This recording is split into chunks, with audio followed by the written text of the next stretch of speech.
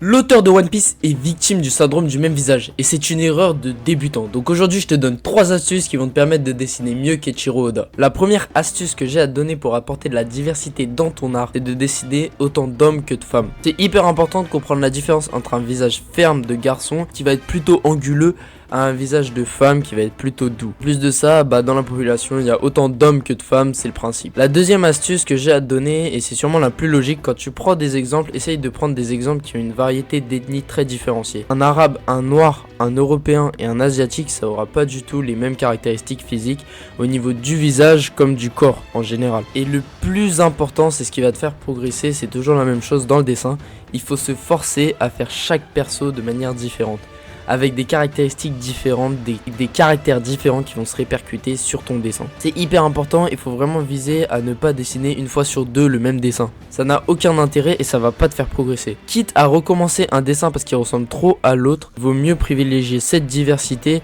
qui existe dans la population réelle plutôt que de se focus sur un seul type de visage que tu vas refaire des milliers et des milliers de fois. Ça n'a aucun intérêt. Bref, est-ce que tu savais que